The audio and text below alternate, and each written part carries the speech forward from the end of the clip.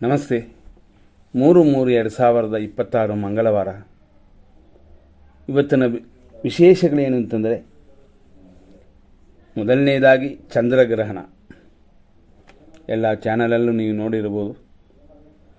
ಈ ಚಂದ್ರಗ್ರಹಣ ಪೂರ್ತಿ ಚಂದ್ರಗ್ರಹಣವಾಗಿ ಕೆಂಪು ಚಂದ್ರಗ್ರಹಣವಾಗಿದೆ. ಕೇತು ಗ್ರಹಸ್ಥ ಚಂದ್ರಗ್ರಹಣ ಅಂದರೆ ಕೇತು ಹಿಡಿಯುವ ಚಂದ್ರಗ್ರಹಣ ಅಂತ. ಈ ಕೇತು ಹಿಡಿಯುತ್ತದೆ ಅಂತಂದರೆ ಭರಣಿ, ಪುಬ್ಬ, ಪೂರ್ವಾಷಾಢ, ಮಕ, ಉತ್ತರ ಈ 5 ನಕ್ಷತ್ರದವರೆಗೆ ಗ್ರಹಣ ಹಿಡಿತದೆ. ಗ್ರಹಣ ಶಾಂತಿ ಮಾಡಿಕೊಳ್ಳಿ. ಶಾಂತಿ ಮಾಡ್ಕೋಬೇಕಾಗಿರೋರು ಮತ್ತೆ ಹೇಳ್ತೀವಿ. ಭರಣಿ, ಪುಬ್ಬ, ಪೂರ್ವಾಷಾಢ, ಮಕ, ಉತ್ತರ. ಇದರಲ್ಲಿ ಇನ್ನೊಂದು ವಿಷಯಗಳು ಏನಾಗುತ್ತೆ ಅಂತಂದರೆ, ಮುಂಚಿತವಾಗಿ 1 ವಾರದ ಹಿಂದೆಯೇ ಇದರ ದೋಷಗಳು ಕಾಣುತ್ತದೆ.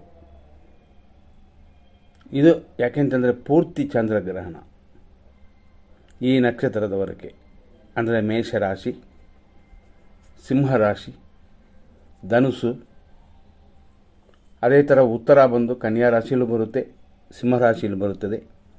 ಈ ರೀತಿ ಇರೋದರಿಂದ ಇಂಥವ್ರಿಗೆಲ್ಲ ಗ್ರಹಣ ದೋಷ ಬರುತ್ತದೆ. ಕೆಲವು ಸಮಯಗಳಲ್ಲಿ ಅಪಾಯಕಾರಿಗಳು ಉಂಟು, ಜಗಳಗಳು, ತೊಂದರೆಗಳು ಬರುತ್ತದೆ. ಇದು ವಿನಾಕಾರಣ. ಆದರೆ ಇಂಥ ಸಮಯಗಳಲ್ಲಿ ಶಾಂತಿ ಮಾಡಿಕೊಳ್ಳಿ, ಮನಸ್ಸನ್ನು ಸ್ಥಿಮಿತವಾಗಿ ಇಟ್ಕೊಳ್ಳಿ. ಸ್ವಲ್ಪ ಮಾತುಕತೆಗಳು ತೊಂದರೆಯಾಗುತ್ತದೆ ಅಂತ. ಆದ್ದರಿಂದ ನಿಮ್ಮ ಆಸುಪಾಸುಗಳು ಮಾತುಗಳಲ್ಲಿ ಎಚ್ಚರ. ಈ ರೀತಿಯಾದ ಇವತ್ತಿನ ದಿನದ ವಿಶೇಷಣ ನೀವು ಬೇರೆ ನೋಡಿರ್ತೀರ. ಬೆಂಗಳೂರಲ್ಲಿ ಪೂರ್ತಿ ಕಾಣುತ್ತದೆ ಇದು. ಆದ್ದರಿಂದ ಚಂದ್ರಗ್ರಹಣ ನೋಡ್ಬೋದು. ಇದೇನು ಎಫೆಕ್ಟ್ ಬರೋಲ್ಲ ಬೆರಿ ಕಣ್ಣಲ್ಲಿ ನೋಡಿದ್ರೆ. ಆದರೂ ಅವರವರು ಎಚ್ಚರವಾಗಿರೋದು ಉತ್ತಮವಾಗಿರುತ್ತದೆ. ಮತ್ತು ಇವತ್ತಿನ ವಿಶೇಷವಾಗಿ ಇದು ವಸಂತ ಪೂರ್ಣಿಮಾ. ಅದು ಅಲ್ಲದೆ ವಿಶೇಷವಾಗಿ ಲಕ್ಷ್ಮೀ ಜಯಂತಿ, ಮಾಸಿ ಮಹಂ, ಅದಲ್ಲದೆ ಚಂದ್ರಗ್ರಹಣ, ಇಷ್ಟೆಲ್ಲ ಕೂಡಿ ಬಂದಿರುವಂಥ ಶುಭ ದಿನವಿದು. ಗ್ರಹಣ ದೋಷ ನಾವು ಹೇಳಿದಂತೆ ಆಯಾ ನಕ್ಷತ್ರಗಳಿಗಿರುತ್ತದೆ. ಅವರವರು ಎಚ್ಚರ. ಇವತ್ತಿನ ದಿನದಲ್ಲಿ ಮಕ ಮತ್ತು ಪುಬ್ಬ ನಕ್ಷತ್ರ ಇರೋದರಿಂದ ರಾಶಿ ಸಿಂಹರಾಶಿ. ಇವತ್ತಿನ ದಿನ ಪೂರ್ತಿ ಸಿಂಹರಾಶಿ ಇರುತ್ತೆ. ಅಂದರೆ ಚಂದ್ರನು ಸಿಂಹರಾಶಿಯಲ್ಲಿರುತ್ತೆ. ಆದ್ದರಿಂದ ಚಂದ್ರನನ್ನು ಕೇತು ಹಿಡಿಯುತ್ತದೆ.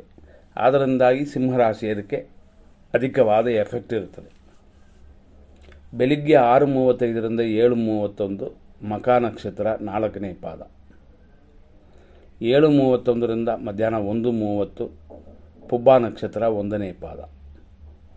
1:30 ಮೇಲೆ ಸಂಜೆ 7:31ವರೆಗೂ ಪುಬ್ಬ ನಕ್ಷತ್ರ 2ನೇ ಪಾದ. ಸಂಜೆ 7:31 ಮೇಲೆ ರಾತ್ರಿ 1:34ವರೆಗೂ ಪುಬ್ಬ ನಕ್ಷತ್ರ 3ನೇ ಪಾದ. ಆನಂತರ 4ನೇ ಪಾದ ಪ್ರಾರಂಭವಾಗಿ ನಾಳೆಯೂ ಇರುತ್ತೆ.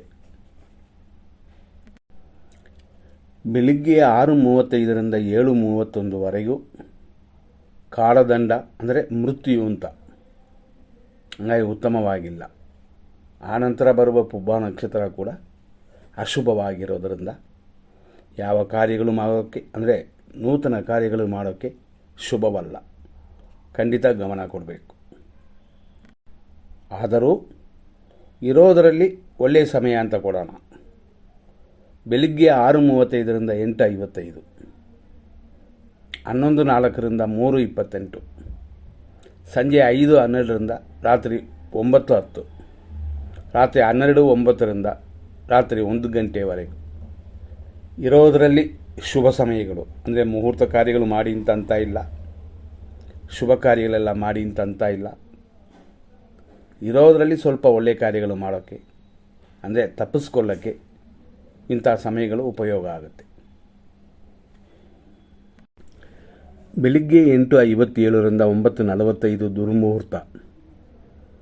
9:33ರಿಂದ 11:02ವರೆಗೂ ಯಮಕಂಡ ಕಾಲ. ದುರ್ಮುಹೂರ್ತ ಇನ್ನೂ ಮುಗಿದಿಲ್ಲ, ಅಷ್ಟರಲ್ಲೇ ಯಮಗಂಡ ಕಾಲವು ಪ್ರಾರಂಭ ಆಗಿರುತ್ತೆ. 3:30 ಮಧ್ಯಾಹ್ನದಿಂದ ಸಂಜೆ 4:59ವರೆಗೂ ರಾಹುಕಾಲ. 3:34ರಿಂದ ಸಂಜೆ 5:10ವರೆಗೂ ನಕ್ಷತ್ರ ವಿಷಘಟಿಕಾ ಕಾಲ. ಆದ್ದರಿಂದ ಖಂಡಿತವಾಗಿ ಇವತ್ತು ರಾಹುಕಾಲದ ಜೊತೆ ನಕ್ಷತ್ರ ವಿಷಘಟಿಕಾ ಕಾಲವು ಸೇರುತ್ತದೆ. ಅದರಲ್ಲೂ ಗ್ರಹಣ ಇರುವ ದಿನವಾಗಿರೋದರಿಂದ ನಕ್ಷತ್ರದವರು ಶಾಂತಿ ಮಾಡಿಕೊಳ್ಳೋದೇ ಉತ್ತಮ. ಅಂತಂದರೆ ಪುಬ್ಬ ನಕ್ಷತ್ರಕ್ಕೆ ಇದು ಎಫೆಕ್ಟ್ ಇರುತ್ತದೆ. ನೆಕ್ಸ್ಟ್ ನಾವು ನೋಡುವಂಥದ್ದು ಏನಂತಂದರೆ ನಕ್ಷತ್ರ ಪ್ರಕಾರ ಅದರಲ್ಲಿ ವಿಶೇಷವಾಗಿ ವಾರ್ಗ್ಯ ಅನ್ನುವ ನಕ್ಷತ್ರವು ರಾಹುವು ಕೂಡೋದು ಅಧಿಕ ದೋಷ ಅಂತಂದರೆ ರಾತ್ರಿ 9:12ರಿಂದ 11:18ವರೆಗೂ ಮೃತ್ಯು ಇದೆ. ಆ ಮೃತ್ಯು ಇರುವ ಸಮಯದಲ್ಲೇ ರಾತ್ರಿ 11:30ರಿಂದ 11:01ವರೆಗೂ ವಿಷಕಾಲವು ಸೇರುತ್ತದೆ. ಹಾಗಾಗಿ ಇವತ್ತಿನ ದಿನದಲ್ಲಿ ಡಬಲ್ ಆಗಿ ದೋಷ ಬರೋದರಿಂದ ಸ್ವಲ್ಪ ಗಮನ. ಮುಹೂರ್ತ ಕಾರ್ಯಗಳು ಶುಭ ಕಾರ್ಯಗಳನ್ನು ಇನ್ನೊಂದು ದಿನ ಮಾಡೋಣ. ರಾತ್ರಿ 11:19ರಿಂದ 12:07ವರೆಗೂ ರಾತ್ರಿವರೆಗೂ ದುರ್ಮುಹೂರ್ತ. ಆಮೇಲೆ ಅಂತಂದರೆ ಬೆಳಗಿನ ಜಾವ ಅಂತಂದರೆ ಲೇಟ್ ನೈಟ್ 1 ಗಂಟೆ 2 ನಿಮಿಷದ ಮೇಲೆ ದೋಷವಿದೆ. ಇದನ್ನು ತಿಳ್ಕೊಂಡು ನಿಮ್ಮ ಕಾರ್ಯಗಳನ್ನು ಮುಂದಾಕಬೇಕಾಗ್ತದೆ ಇನ್ನೊಂದು ದಿನಕ್ಕೆ. ವಂದನೆಗಳು. ಮುಂದಿನ ಸಂಚಿಕೆಯಲ್ಲಿ ನೋಡೋಣ. ಧನ್ಯವಾದಗಳು.